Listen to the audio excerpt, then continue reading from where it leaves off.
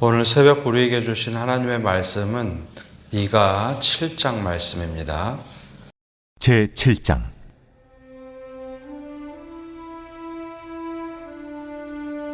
재앙이로다 나여, 나는 여름 과일을 딴 후와 포도를 거둔 후 같아서 먹을 포도송이가 없으며 내 마음에 사모하는 처음 익은 무화과가 없도다. 경건한 자가 세상에서 끊어졌고 정직한 자가 사람들 가운데 없도다. 무리가 다 피를 흘리려고 매복하며 각기 그물로 생지를 잡으려 하고 두 손으로 악을 부지런히 행하는도다. 그 지도자와 재판관은 뇌물을 구하며 권세자는 자기 마음의 욕심을 말하며 그들이 서로 결합하니 그들의 가장 선한 자라도 가시 같고 가장 정직한 자라도 찔레 울타리보다 더하도다. 그들의 파수꾼들의 날, 곧 그들 가운데 형벌의 날이 임하였으니 이제는 그들이 요란하리로다. 너희는 이웃을 믿지 말며 친구를 의지하지 말며 내 품에 누운 여인에게라도 내 입의 문을 지킬지어다. 아들이 아버지를 멸시하며 딸이 어머니를 대적하며 며느리가 시어머니를 대적하리니 사람의 원수가 곧 자기의 집안 사람이리로다.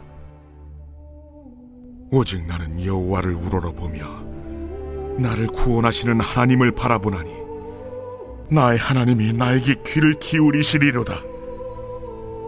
나의 대적이여, 나로 말미암아 기뻐하지 말지어다. 나는 엎드러질지라도 일어날 것이요 어두운 데 앉을지라도 여호와께서 나의 빛이 되실 것이미로다. 내가 여호와께 범죄하였으니 그의 진도를 당하려니와 마침내 주께서 나를 위하여 논쟁하시고 심판하시며 주께서 나를 인도하사 광명에 이르게 하시리니 내가 그의 공의를 보리로다. 나의 대적이 이것을 보고 부끄러워하리니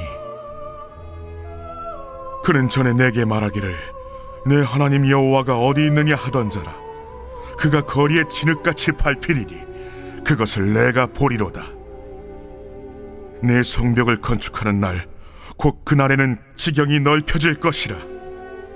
그날에는 아수르에서 애굽 성읍들에까지, 애굽에서 강까지, 이 바다에서 저 바다까지, 이 산에서 저 산까지의 사람들이 내게로 돌아올 것이나 그 땅은 그 주민의 행위의 열매로 말미암아 황폐하리로다. 원하건대 주는 주의 지팡이로 주의 백성 곧 갈멜 속 삼림에 홀로 거주하는 주의 기업의 양떼를 먹이시되 그들을 옛날같이 바산과 길르앗에서 먹이시옵소서. 이르시되 네가 애굽 땅에서 나오던 날과 같이 내가 그들에게 이적을 보이리라 하셨느니라.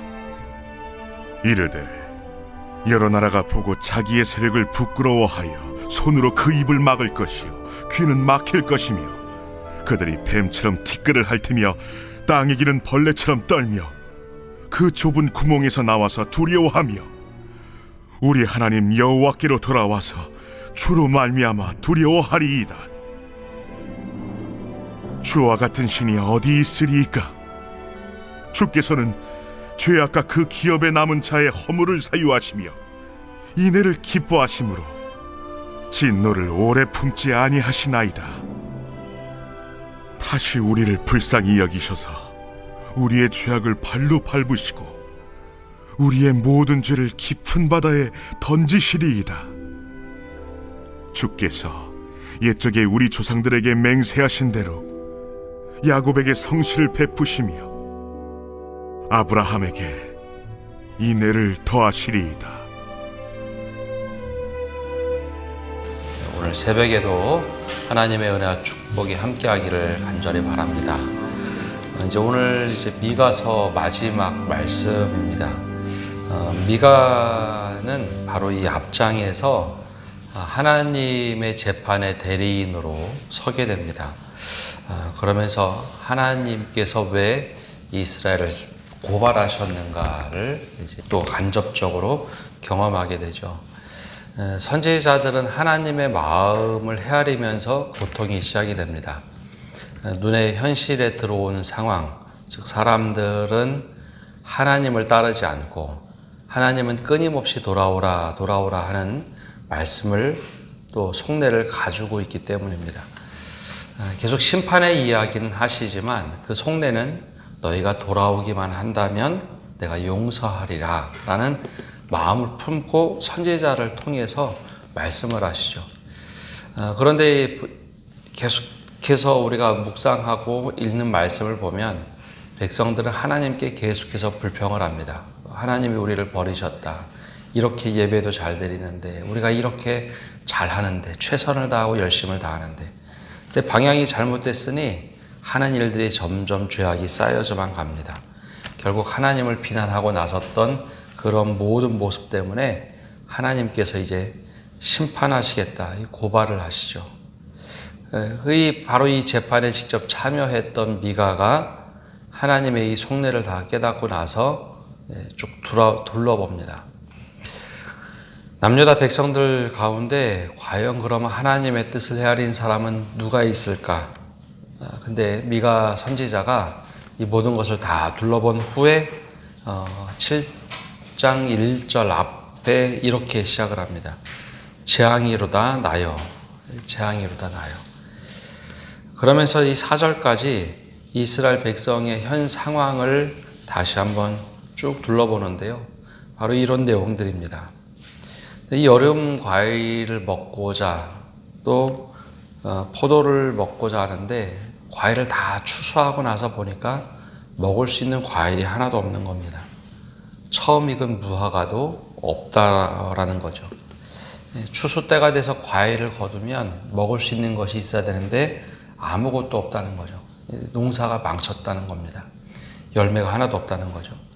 2절에 보면 또 이렇게 얘기합니다. 경건한 자가 세상에서 끊어졌고 정직한 자가 사람들 가운데 없도다. 무리가 다 피를 흘리려고 매복하며 각기 그물로 형제를 잡으려 하고 재판을 직접 대리자로서 이스라엘 백성들이 고발했던 것을 반대로 다 조사해보고 하나님께서 하신 말씀이 도대체 왜 이렇게 하셨는가, 이 말씀을 하셨는가 살펴보려고 다 돌아봤는데 충격적인 상황이 벌어지죠. 경건한 자가 세상에서 끊어졌고 정직한 자가 사람들 가운데 하나도 없다라는 거죠.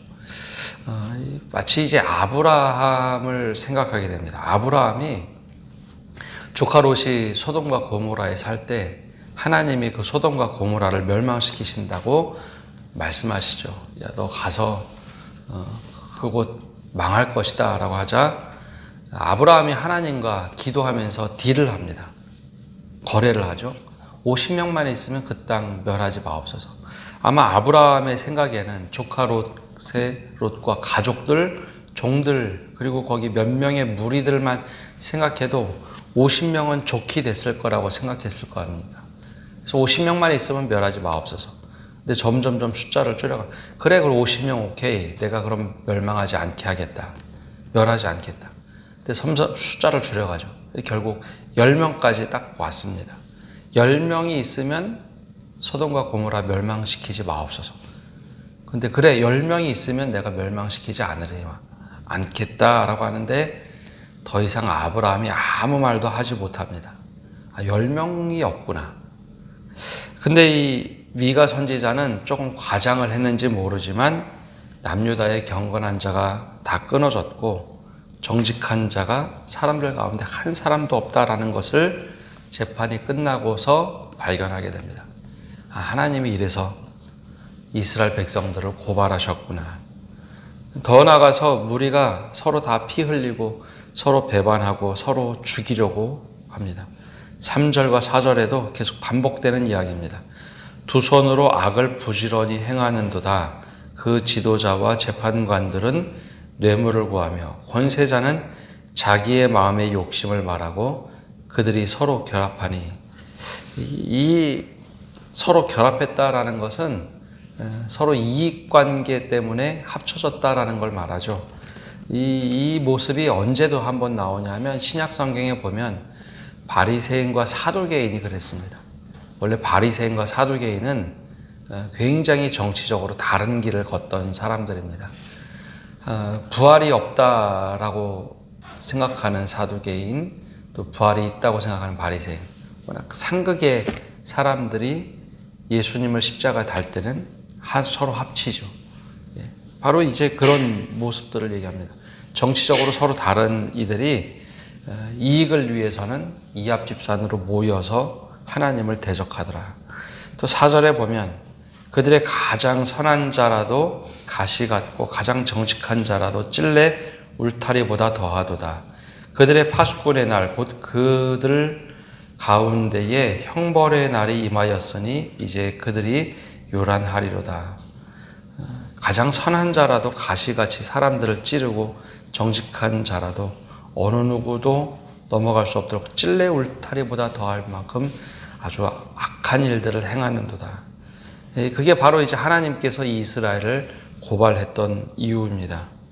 그러니 미가는 이야기합니다. 이웃도 믿지 말고 어느 누구도 의지하지 마라. 가족들이 서로 미워하고 배반하고 원수가 되어버릴 것이다 라는 겁니다. 그게 이제 1절에서 6절까지의 이야기입니다. 이렇게 예언을 했으면 소망이 없는 거죠. 서로 물고 뜯고 서로 그러한 모습 때문에 소망의 기운이 도저히 없다. 근데 7절부터 갑자기 미가 선지자의 이야기가 바뀌기 시작합니다. 그럼 왜 이렇게 7절부터 바뀔까요? 하나님은 구원의 하나님이시다라는 것을, 오직 의지할 수 있는 분은 하나님이다라는 것을 선언하고 있는 겁니다. 7절에 이렇게 말을 하죠. 오직 나는 여호와를 우러러보며 나를 구원하시는 하나님을 바라보나니 나의 하나님이 나에게 귀를 기울이시리로다. 하나님이 나에게 귀를 기울이시는 분이다. 사람들은 이야기를 듣지 않을지라도 하나님은 여전히 귀를 기울이고 계시다. 이게 미가 선지자의 고백입니다. 사람들이 너무 부패해서 서로 물고 뜯고 죽이고 뭐 별의별 일을 다 하고 하는데 사람들을 보면 너무나 심란해서 기도조차 나오지 않는데 하나님으로 시선을 향하여 돌리자마자 그가 여전히 하나님은 귀를 기울이시는 분이구나 라는 고백을 합니다. 그게 미가 선지자의 고백입니다. 현실은 그렇지가 않죠. 근데 하나님은 여전히 귀를 기울이고 내 기도를 들으시는 분. 또 두 번째는 8절에 또 이렇게 고백을 합니다.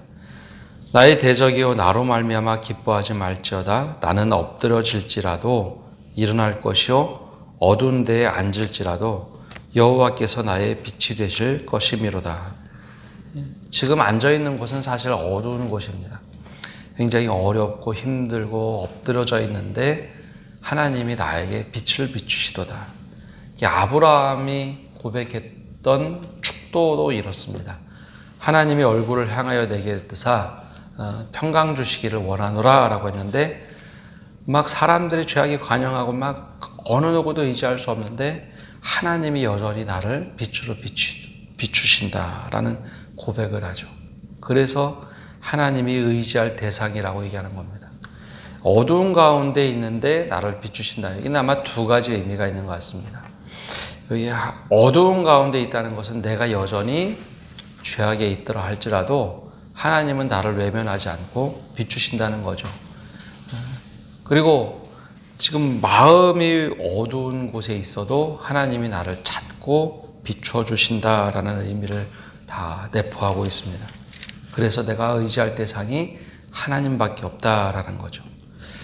9절에도 여전히 계속 하나님을 신뢰하며 이렇게 고백합니다. 내가 여호와께 범죄하였으니 그의 진노를 당하려니와 마침내 주께서 나를 위하여 논쟁하시고 심판하시며 주께서 나를 인도하사 광명에 이르게 하시리니 내가 그의 공의를 보리로다.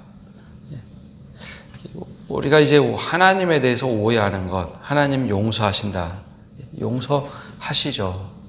근데 용서라는 것이 너 죄 있는데 죄에 대하여 회개하지 않고 그대로 가면 심판을 하시는 분이지 그냥 마냥 용서하시는 분이 아니다라는 겁니다. 미가 선지자가 그걸 이렇게 고백하죠. 내가 여호와께 범죄하였고 하나님이 진노하셔서 그 진노를 당하는 것, 그리고 그것은 너무나 당연하다는 겁니다. 하나님께서 나에게 와서 쟁론하시고 심판하시며 하는 것 또한 당연하다는 거죠. 그런데 그 심판 후에 내가 죄를 뉘우치고 다시 회개하면 하나님께서 나를 광명에 이르게 하시고 하나님의 공의를 보여주신다라는 겁니다.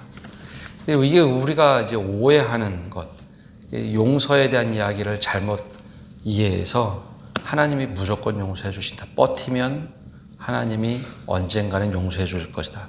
근데 성경을 자세히 보면 늘 회개가 있어야 용서를 하시던지 하는 겁니다. 근데 우리가 그걸 잘못 이해해서 예수님의 십자가 보혈로 우리를 용서해 주셨다. 아니요, 예수님을 믿는다는 것은 회개가 있어야 되는 거죠. 그리고 심판에 대한 이야기도 늘 반복됩니다. 미가 선지자가 본인이 아는 겁니다. 내 범죄하였으니 하나님이 진노를 내게 내리시고 심판받게 하시는 것 당연합니다. 그런데 그것을 다 겪고 난 후에 주님 앞에 내가 다시 나갈 수 있도록 주님이 공의를 보여주시다. 그러면서 주변에 이제 이야기를 하죠. 근데 내 대적이 야, 하나님이 너 심판하셨어, 더 잘됐어, 너 하나님이 너 버리셨어. 그럴 줄 알았는데 그 심판 이후에 하나님이 다시 회복시키더라. 그래서 모든 이방인들이 그걸 하나님이 어디 있느냐라고 했던 이들이 부끄러워하고 야, 하나님이 정말 살아계시구나라는 것을 보도록 하신다. 하나님이 그런 분이십니다. 하나님이 우리의 기도에 귀를 기울이시는 분. 그리고 내가 아무리 어두운 곳에 있어도 그걸 비추시는 분. 그 비추면 다 드러나겠죠? 그래도 미가 선지자는 하나님을 신뢰하기에 하나님 괜찮습니다. 나를 심판하시고 진노하시고 공의로 다스려 주시고 다시 광명에 이르도록 하시는 분. 감사합니다라는 고백이죠. 바로 하나님에 대해서 이런 고백을 합니다. 그리고 11절에 내 성벽을 건축하는 날 곧 그날에는 지형이 넓혀질 것이라. 이것은 나중에를 예언하는데 성벽이 무너지고 고향에 돌아와 봤더니 성벽이 무너졌죠. 근데 그 성벽을 건축하는 날, 다시 보수하는 날, 나의 신앙의 지경, 나의 삶의 지경을 하나님께서 넓혀주시리라. 요 예루살렘에 갇혀서만 사는 것, 그것만 알고 있었는데 하나님이 어디에 있어도 살 수 있도록 나의 지경을 넓히시는 하나님이다라고 고백을 합니다. 그러면서 14절에서부터 20절까지는 마지막에 하나님을 다시 한번 기도와 찬양으로 고백하면서 끝납니다. 14절에 고백하는 것은 주의 기업의 양떼를 먹이시는 하나님이다라는 겁니다. 심판은 하셨지만 그들을 다시 한번 회복시킬 수 있도록 꼴을 먹이시는 분. 또 15절에 하나님께서 다시 응답하시죠. 이 시대 내가 애굽 땅에서 나오던 날과 같이 내가 그들에게 이적을 보이리라 하셨느니라. 다 끌려가고 포로가 되고 소생이 할 수 없을 것 같은데 그 속에서 하나님이 건져주신다라는 겁니다. 그러면서 여러 나라가 보고 부끄러워하고 야 대단하다라고 말합니다. 그래서 18절에 이렇게 고백을 합니다. 주와 같은 신이 어디 있으리까? 주께서는 죄악과 그 기업에 남은 자들의 허물을 사유하시며 인애를 기뻐하심으로 진노를 오래 품지 아니하시나이다. 주와 같은 분 어디 있습니까? 라고 고백하면서 주께서는 죄악과 그 기업에 남은 자의 허물을 사유하시며 즉 용서하시며 인애를 기뻐하심으로 진노를 오래 품지 아니하시나이다. 아무리 죄악 속에 있어도 그 죄값을 다 경험한 후에 또 하나님께 회개하면 다시 하나님께서 회복시키시겠다. 그러면서 19절에 이렇게 얘기합니다. 다시 우리를 불쌍히 여기셔서 우리의 죄악을 발로 밟으시고 우리의 모든 죄를 깊은 바다에 던지시리라. 다시 회복시키셨을 때는 우리를 그렇게 던지시는 것이 아니라 이 죄악을 던지시는 분입니다 라고 고백을 하죠. 마지막에 또 이렇게 고백을 합니다. 주께서 옛적에 우리 조상들에게 맹세하신 대로 야곱에게 성실을 베푸시며 아브라함에게 인애를 더하시리이다. 오늘 말씀 마지막에 이제 미가 선지자가 이 글을 마무리하면서 심판 후의 회복에 대한 이야기를 합니다. 근데 하나님에 대한 신뢰가 대단합니다. 하나님은 내 기도에 귀를 기울이시는 분, 내가 어둠에 있어도 나에게 빛을 비추시는 분, 그리고 잘못된 것이 있으면 하나님이 심판하시고 또 분명하게 진노를 내리시지만 그 속에 공의가 있어서 하나님을 찬양합니다. 그리고 무너진 성벽을 다시 건축할 때 내 삶의 지경을 넓히시는 분, 그러면서 하나님 같은 분이 도대체 어디 있습니까? 라고 고백을 하죠. 이 하나님이 지금 오늘도 우리와 함께 하십니다. 우리의 모든 것을 감찰하시며 우리를 불쌍히 여기시는 분. 그러나 그 삶 속에 돌이키는 이들에게는 반드시 하나님의 회복이 있다는 것을 우리가 기억하며 오늘 하루도 살아가시는 성도 여러분 되시기를 바랍니다. 기도하겠습니다. 은혜가 풍성하신 주님, 오늘도 주님 앞에 나와 기도를 드립니다. 주님, 미가 선지자를 통해서 우리에게 보여주신 우리의 모습 그리고 하나님의 성품을 다시 한번 돌아봅니다. 우리에게 무궁무진한 은혜를 베푸셨으나 끊임없이 하나님 앞에 대적하는 모습으로 살아가는 것, 하나님께서 은혜를 베푸셨으나 그 은혜를 누리며 사는 것이 아니라 내 이익을 위해서 사는 수많은 사람들의 모습들, 그러면서 잘못된 모습으로 하나님 앞에 나와 예배하는 그 모습을 보며 과연 주께서 우리에게 원하시는 것이 무엇이냐, 공의를 원하고 정말 바르게 사는 모습을 원하는 미가 선지자의 말씀을 통해서 우리 자신을 돌아보게 하여 주옵소서. 정말 하나님께서 오늘도 여전히 우리의 기도를 들으시고 귀 기울이시는 분, 또 공의를 베푸시고 또 주님의 선한 길로 인도하시는 분임을 늘 기억하며 오늘 하루도 이 말씀에 사로잡혀 한날을 살아가는 저희 되게 하여 주옵소서. 우리의 처한 모든 상황과 환경을 주님 앞에 아뢰을 때 주님이 들으시고 응답하여 주옵소서. 예수님의 이름으로 기도합니다. 아멘.